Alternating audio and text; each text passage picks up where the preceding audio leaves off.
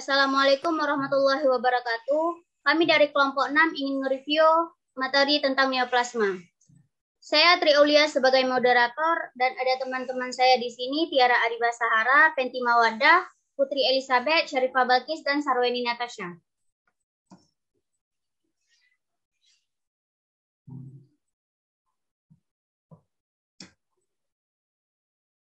Di sini kita akan membahas tentang neoplasma. Neoplasma adalah sekumpulan sel atau massa abnormal dari jaringan yang terjadi ketika sel-sel membelah lebih dari yang seharusnya, atau tidak mati ketika mereka seharusnya mati pertumbuhannya berlebihan, dan tidak berkoordinir dengan pertumbuhan jaringan normal, dan tidak berguna bagi tubuh. Dan ada pula ciri-ciri neoplasma. Yang pertama, tumbuh infiltratif, residif, metastis, terdapat pertumbuhan dan pembesaran pada tumor dan perubahan pada inti sel. Jenis-jenis neoplasma. Yang pertama ada neoplasma jinak. Neoplasma jinak adalah bentuk pertumbuhan jaringan non-kanker pada kulit seperti tai lalat, lipoma, atau fibroid rahim. Meskipun tumor ini tidak bersifat kanker, mereka dapat menyebabkan masalah terutama dengan mengambil tempat bagian tubuh manapun. Dan ada juga prakanker. Pertumbuhan prakanker massa yang memiliki potensi untuk menjadi tumor kanker. Cedera yang terjadi untuk tumor ditemukan di plasia prakanker. Sel berkembang biak hanya di tempat asalnya dan tidak menyebar ke seluruh tubuh. Namun, diplasia dapat mencapai tingkat tinggi dan berubah menjadi karsinoma in situ, sehingga beresiko tinggi berkembang menjadi kanker. Dan selanjutnya ada neoplasma praganas yang berpotensi menjadi ganas sehingga sering disebut dengan kanker. Dan ada juga contoh-contoh neoplasma. Yang pertama yaitu tumor ganas. Contohnya limfoma, kanker payudara, dan kanker paru-paru. Ada juga tumor jinak. Contohnya papiloma, polip, dan meningioma. Ini adalah contoh gambar dari tumor jinak yang hanya mengambil tempat saja pada tubuh kita. Sedangkan tumor ganas, gambar tumor ganas yang bisa menyebar kemanapun. Selanjutnya ada gejala neoplasma jinak. Gejala yang pertama yaitu nyeri saraf, sesak napas, pusing, pendarahan abnormal, kejang-kejang, dan terganggunya fungsi tubuh.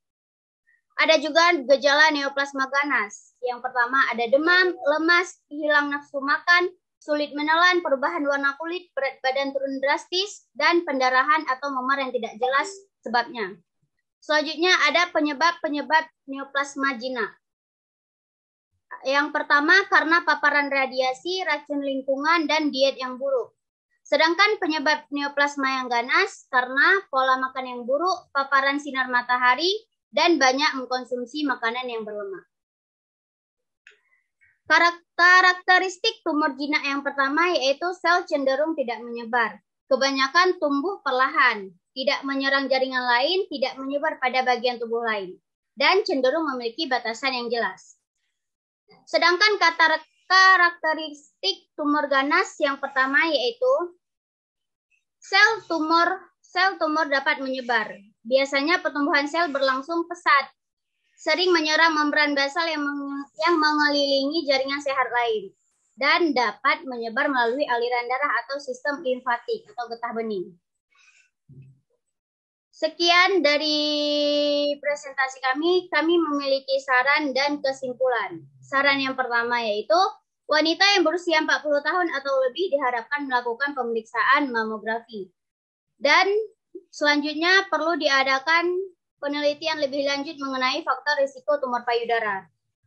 Dan yang terakhir perlu melengkapi data rekap medik pada bagian onkolik atau pelaksanaan di rumah sakit.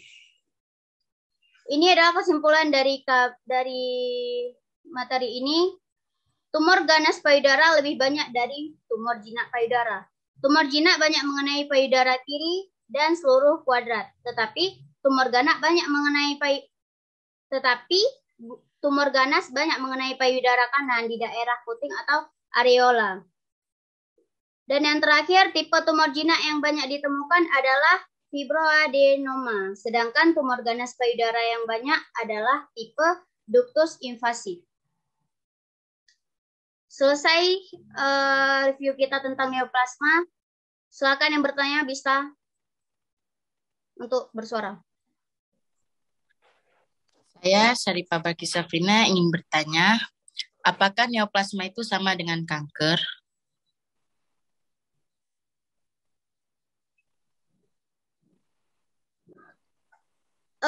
Neoplasma lebih sering disebut sebagai tumor. Namun karena diklasifikasikan bersifat jinak, neoplasma tidak menyebabkan kanker seperti tumor prakanker atau tumor ganas. Terima kasih. Selanjutnya, saya ingin bertanya, bagaimana terjadinya neoplasma? neoplasma terjadi karena sekumpulan sel abnormal dari jaringan yang terjadi ketika sel-sel membelah lebih dari yang seharusnya, atau tidak mati ketika mereka seharusnya mati. Pertumbuhannya berlebihan dan tidak terkoordinir dengan pertumbuhan jaringan normal dan tidak berguna bagi tubuh. Terima kasih.